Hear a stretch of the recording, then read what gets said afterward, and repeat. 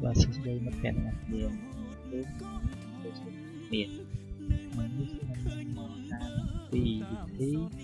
còn lúc một coi dáng chui cắt thoi chít lạnh mà phụ đang thành ra Việt Nam nó phải chọn một nói nên ca không rõ vốn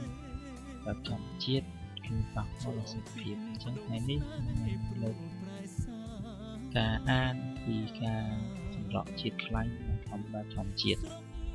cứ miên cùng bờ chấm đất tí mùi ca không rõ chiết lạnh mà phụ ở rịp smart cứ miên ca đồng bạn nè mình ai chơi rồi thì anh ca rồi bỏ hạt trầm trời lụcត្រូវមានការរួមផ្សំជាមួយនឹងការធ្វើលំហាត់ប្រាណអាចជួយការសម្រកខ្លាញ់ក្នុងរាងកាយមកទៀតបានចំណុចទី1ការផឹកទឹកក្រូចឆ្មាជារៀងរាល់ថ្ងៃឲ្យបានទៀងទាត់អញ្ចឹងទឹកក្រូចឆ្មាគឺវាមានសារៈប្រយោជន៍ច្រើនជួយកាត់បន្ថយជំងឺច្រើនវាគ្រាន់តែជាវិធីមួយជំនួយការលុបបំបាត់ខ្លាញ់ក្បាលពោះទេទឹកក្រូចឆ្មាទឹកក្រូចពណ៌លឿងទឹកក្រូចពណ៌លឿងមួយកែវដែលដាក់លាយជាមួយនឹងទឹកក្តៅនិងបន្ថែមអំបិលមួយចំនួនទៀតអ្នកគួរតែបន្តផឹកវារាល់ពេលព្រឹកដើម្បីបង្កើនការរំលាយអាហាររបស់អ្នកនិងដើម្បីកម្ចាត់ជាតិខ្លាញ់ក្បាលពោះនោះចេញអញ្ចឹងទឹកក្រូចឆ្មាពណ៌លឿងគឺវាជួយបានច្រើនណាស់ដែរគឺជួយកាត់បន្ថយជាតិខ្លាញ់នេះគឺក្រូចឆ្មាពណ៌លឿងយើងស្គាល់អស់ហើយខ្ញុំនឹងបានចូលដល់វិធីទី2វិធីទី2ការសម្រាកគ្រប់គ្រាន់អញ្ចឹងបើសិនជាយើងសម្រាកអត់បានគ្រប់គ្រាន់គឺក៏វាអាចប៉ះពាល់ដល់សុខភាពផងដែរអញ្ចឹងដើម្បីមានសុខភាពល្អគឺយើងត្រូវសម្រាកបានគ្រាន់ពេលដែលយើងភ្ញាក់ឡើងមកវិញគឺមានអារម្មណ៍ថាស្រស់ស្រាយនឹងខ្លួនម្នាក់អញ្ចឹងចំណុចទី2ការសម្រាកគ្រប់គ្រាន់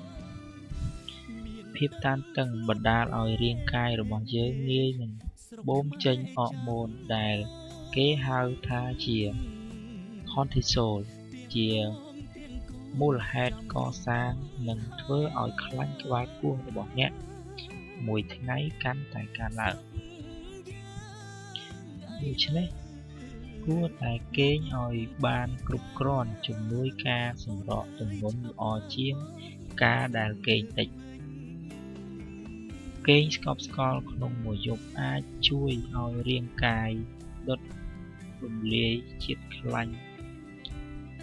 ការសកម្មផ្លាស់ប្ដូរសារជាតិកើតឡើងធម្មតា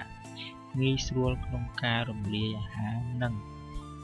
កាត់បន្ថយចំណង់អាហារយើងគេងបានច្រើនគឺមានសុខភាពល្អថ្ងៃណាមួយយើងនឹងទៅអត់ងុយភ្ញាក់ឡើងមិនមានការវិលមុខឈឺក្បាលអារម្មណ៍មួម៉ៅចឹងការគេងច្រើនគឺមានផលការគេងបានគ្រប់គ្រាន់គឺមានផលល្អដល់យើងតែ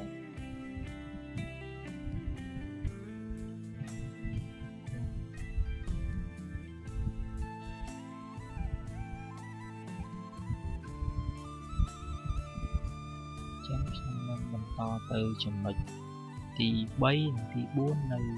คลิปវីដេអូក្រោយមួយទៀតខ្ញុំសូមអរគុណដែលបានជួយតាមដាននៅ channel សូមថាបងប្អូនជួយ subscribe share បន្ត